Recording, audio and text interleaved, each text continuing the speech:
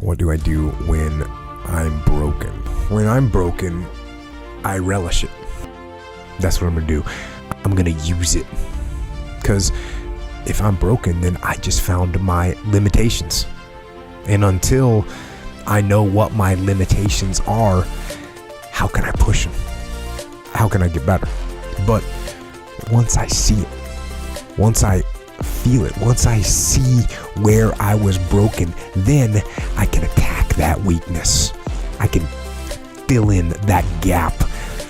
I can reinforce that breach. If you break, it means it's time to fortify your will to make it stronger. There's all kinds of different ways to break. You can break physically, you can break mentally, you can break your heart, you can break your spirit, and none of those are fun, and all of those are gonna leave a mark. But the mark that they leave can be the mark of victory or it can be the mark of defeat.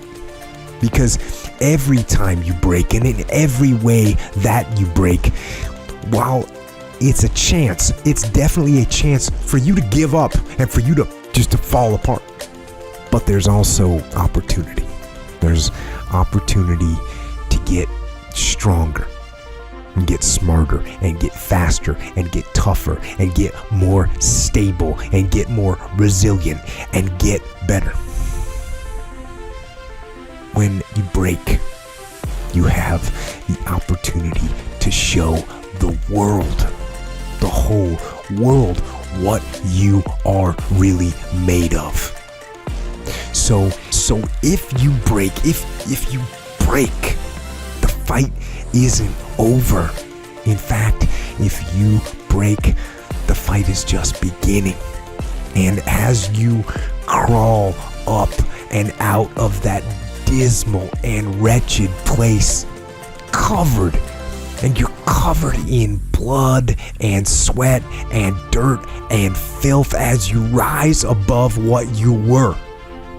And as you take the form of who you are supposed to be, you will see that in the very act of standing up, in the very act of fighting on, you will become and you will remain unbroken. I'm not saying to put yourself down. I'm saying listen to the truth. And the truth isn't in the 20%.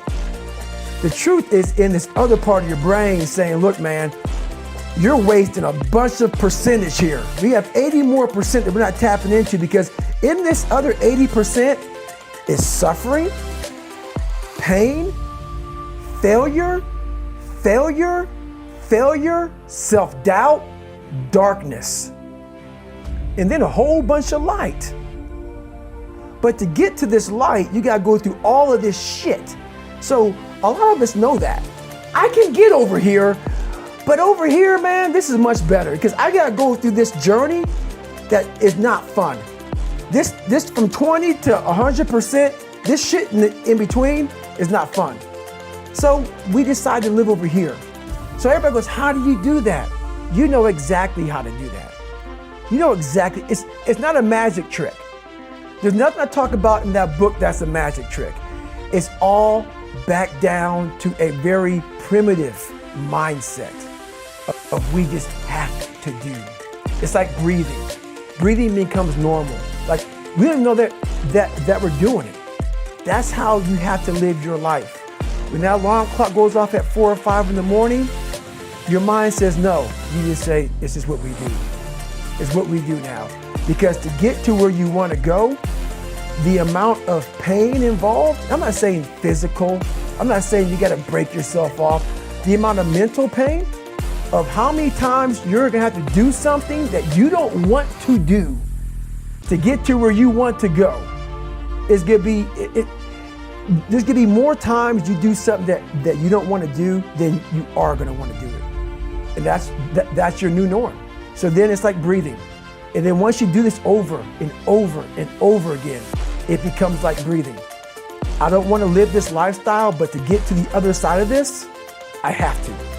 So if you really want it, you realize what trying is and what trying is not.